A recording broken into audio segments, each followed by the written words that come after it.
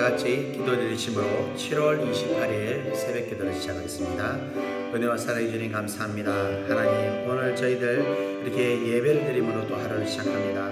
늘 저희들 성령 충만함을 지킬 수 있도록 이제 주님 주신 은혜를 놓치지 않고 살아갈 수 있도록 인도하여 주시옵소서. 감사드리며 모든 것 예수님의 이름으로 기도드리옵나이다. 아멘. 다 같이 찬송가 540장, 통일찬송가 219장 찬송드리겠습니다.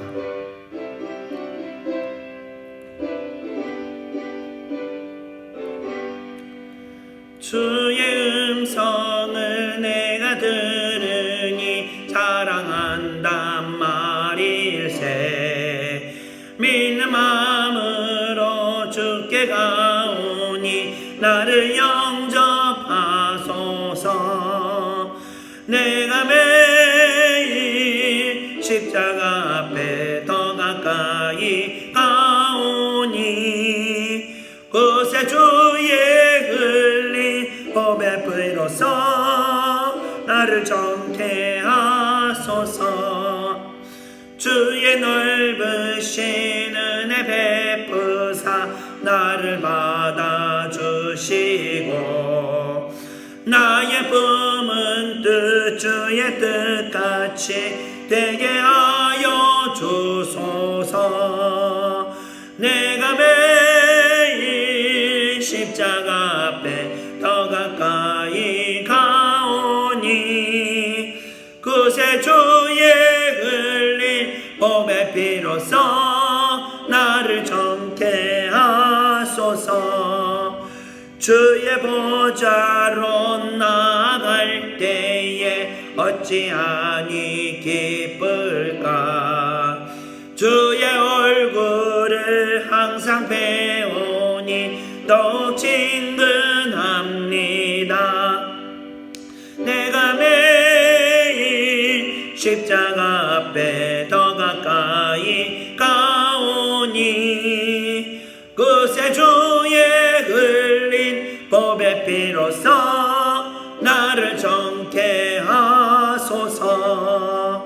우리 구주의 넓은 사랑을 정량할 자 없으며 주가 주시는 참된 기쁨도 헤아릴 수 없도다.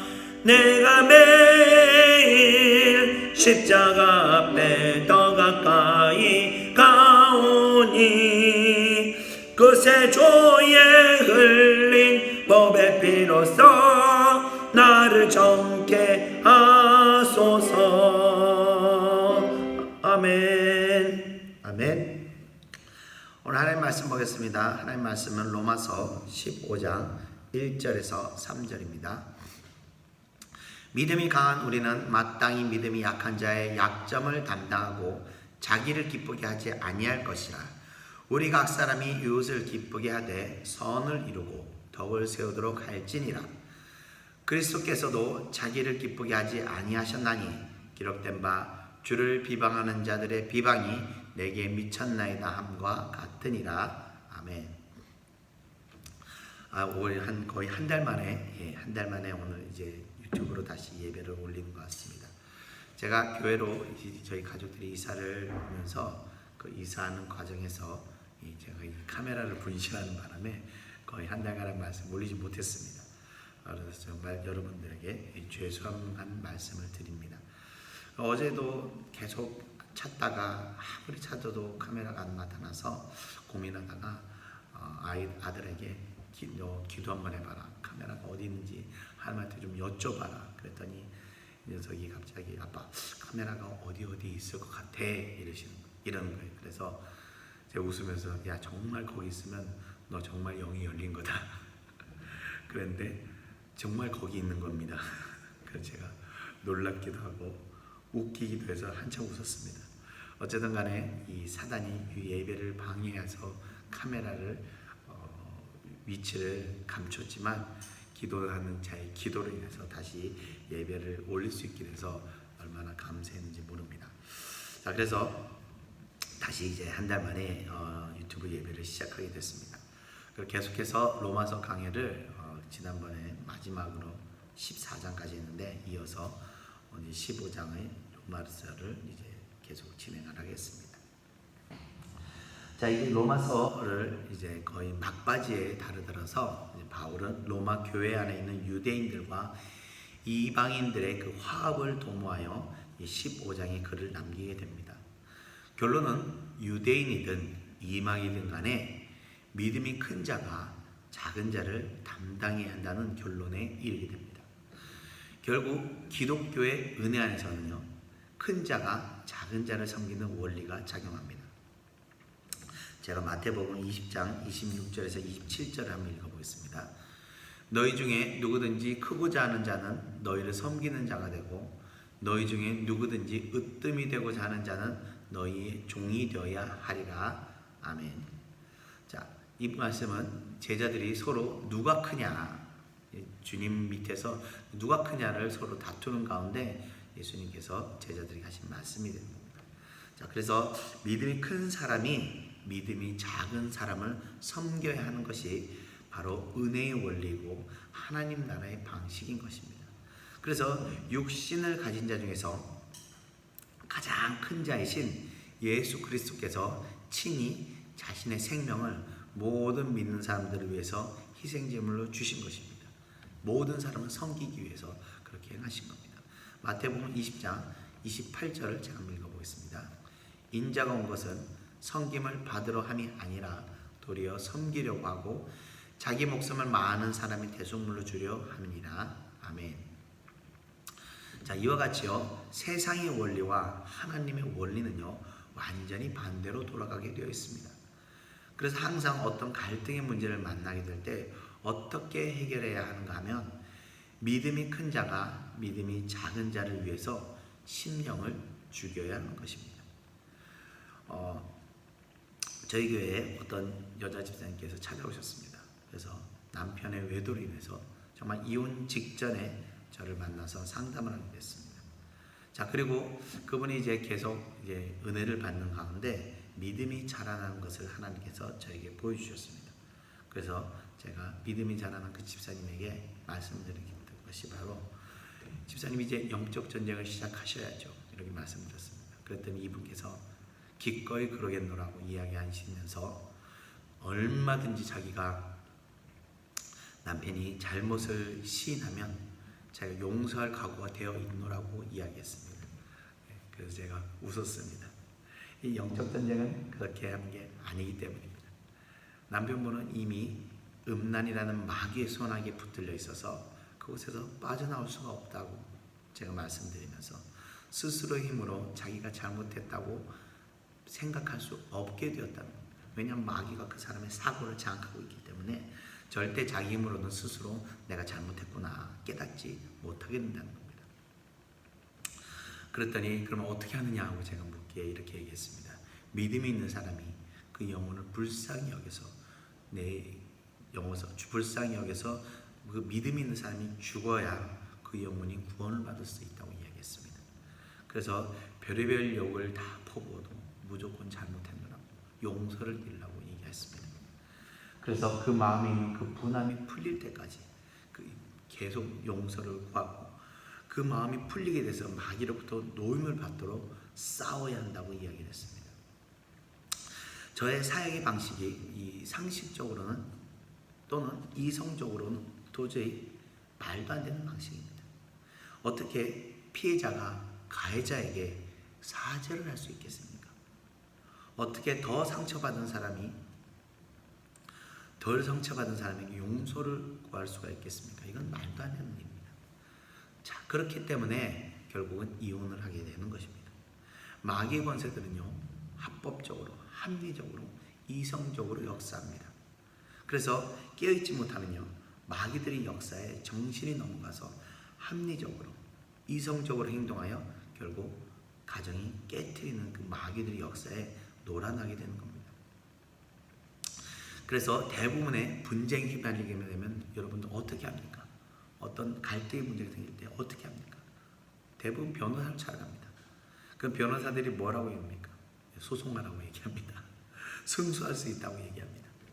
그래서 부부 문제에 있어서 합리적으로 승소를 해도 이혼하게 되는 것이고 패소를 해도 이혼하게 되십니다.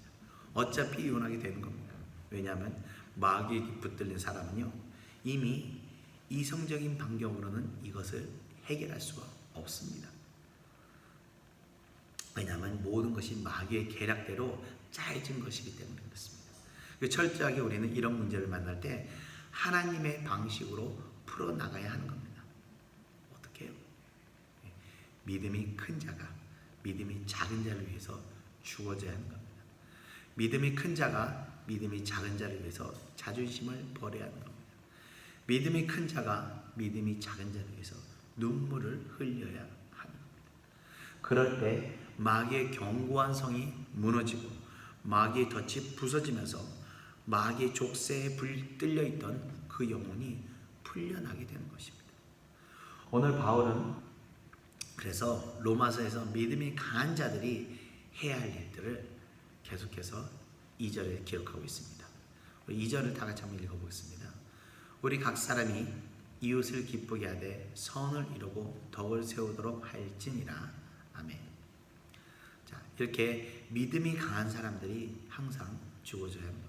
그래서 제가 상담을 할 때마다 항상 말씀드리는 게 믿음이 큰 사람이, 기도하는 사람이 죽어서 그 가문이든 그 기업이든 그 단체든 그곳에서 믿음이 큰 사람이 씨앗이 됩니다. 예수 그리스도의 십자가를 짊어지듯이 믿음이 큰 사람이 그곳에서 십자가를 짊어질 때 그 단체가 살아나고 그 가정이 살아나고 그 사람이 죽어지는 그 모든 것들이 영원히 회복의 은혜를 입게 되는 거다 말씀드렸습니다. 항상 믿음이 있는 사람들이 그래서 희생을 하는 거고 믿음 있는 사람들이 헌신을 하는 것입니다. 여러분들이 그래서 그 믿음 있는 자, 큰 믿음을 가진 자들이 되시기를 주님의 이름으로 축원드립니다. 자, 그래서 계속해서 바울은 2절에 말씀하기를 믿음이 큰 사람들은 뿐만 아니라 가정뿐만 아니라 이웃을 기쁘게 하고 선을 이루고 덕을 세워야 한다고 말합니다. 그래서 그런 대로 이제 믿음이 좀 더 있다고 하는 목회자들이 성도들을 기쁘게 해야 하는 것입니다. 자, 어떻게 성도들을 기쁘게 하느냐? 성도들에게 기분 좋게 듣기 좋은 소리를 하느냐? 아니면 성도들을 기쁘게 하기 위해서 뭐 재롱이라도 떨어야 되는가? 그게 아닙니다. 어떻게 기쁘게 하느냐 하면 바로 목회자가 선을 이루고 덕을 세울 때 성도들은 기쁘게 되는 겁니다. 자, 성도들이 죄를 떠나 선을 추구하게 해야 하는 것입니다. 자, 성도들이 죄를 벗어나게 되면요, 하나님 앞에서 정죄감에 시달리지 않습니다. 그런 하나님께서는 성도들의 마음에 기쁨을 불어넣어 주시게 되는 겁니다. 그래서 성도들은 회개하고 났을 때 기뻐할 수 있게 되는 것입니다. 이 정죄감에서 해방되기 때문에 그렇습니다. 자, 또 덕을 세울 때 기뻐할 수 있다고 합니다. 덕을 세운다는 것은요, 하나님의 말씀에 순종해야 한다는 것을 뜻합니다. 그래서 목회자가 어떻게 하든 성도들로 하여금 죄를 회개하게 하고 또 하나님 뜻에 순종하게 하면서 그런 과정에서 하나님이 성령의 충만한 은혜 가운데서 성도들을 기뻐할 수 있게 하는 것입니다. 자, 그 일을 하시기 위해서 예수 그리스도께서는 친히 모진 모욕과 핍박과 고통을 감수하시고 십자가에서 죽으신 것입니다. 그래서 여러분들께서도 여러분들 주변에서 여러분보다 믿음이 적은 자를 위해서 여러분들 기꺼이 죽어주시기를 축원드립니다.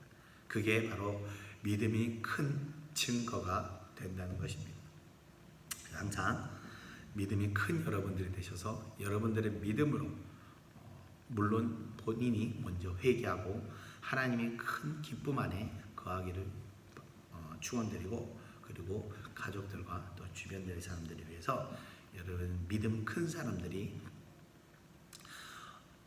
자존심이 오고 다 죽어져서 여러분들 한 사람의 그 죽어짐으로 인해서 주변이 살아나는 놀라운 역사 이르기를 축원드리며 오늘 말씀을 마치겠습니다. 우리 계속해서 찬송가 545장 통일 찬송가 344장 찬송 드리고 기도하고 마치겠습니다. 이 눈에 아무 증거 아니 배워도 믿음만을 가지고서 늘 걸으며 이 귀에 아무 소리 아니 들려도 하나님의 약속 위에 서리라. 걸어가세 믿음 위에 서서 나가세 나가세 의심 버리고 걸어가세 믿음 위에 서서 눈과 귀에 아무 증거 없어도 이 눈이 보기에는 어떠하든지 이미 얻은 증거대로 늘 믿으며 이 맘에 의심 없이 살아갈 때에 우리 소원 주 안에서 이루리. 걸어가세 믿음 위에 서서 나가세 나가세 의심 버리고 걸어가세 믿음 위에 서서 눈과 귀에 아무 증거 없어도 주님의 거룩함을 두고 맹세한 주 하나님 아버지는 참 미쁘다. 그 귀한 모든 약속 믿는 자에게 넘지 못할 무슨 일이 있을까. 걸어가세 믿음 위에 서서 나가세 나가세 의심 버리고 걸어가세 믿음 위에 서서 눈과 귀에 아무 증거 없어도. 아멘. 우리 다같이 동성으로 기도하겠습니다. 은혜와 사랑의 주님 감사합니다. 오늘도 귀한 말씀을 주셨습니다. 늘 주님 저희들이 믿음을 가지고 살아가게 하여 주시옵소서. 믿음이 큰 자가 믿음이 작은 자를 섬기는 것이며 믿음이 큰 자가 믿음이 적은 자를 돕는 것이었습니다. 하나님, 세상에서는 큰 자가 작은 자를 짓밟고 명령하고 또 작은 자가 큰 자를 섬기고 사는 것이 하나님 세상의 원리나 하나님 나라의 원리는 큰 자가 작은 자를 섬기고 큰 자가 작은 자를 희생하는 그 하나님의 원리임을 믿습니다. 하나님이 이 원리대로 우리가 살아갈 때 하나님의 말씀의 능력이 우리 가운데서 우리 삶 가운데서 아버지의 능력이 되어 역사하여 주시옵소서. 말씀대로 순종할 때 그 말씀을 통하여 우리 마음 가운데 아버지의 기쁨이 넘치게 됨을 믿습니다. 우리가 회개하는 가운데 그 회개를 통하여 죄에서 해방을 됨을 통하여 우리가 다시 또 기뻐하는 줄 믿습니다. 날마다 큰 믿음을 가지는 자들이 되게 하여 주시옵소서. 주님의 백성들의 큰 믿음으로 주님 말씀 안에 순종하고 회개할 때 주여 우리 마음 가운데 날마다 넘치는 기쁨을 허락하여 주시옵소서. 기쁨 넘치도록 역사하여 주시옵소서. 감사드리며 모든 것 예수님의 이름으로 기도드리옵나이다. 아멘.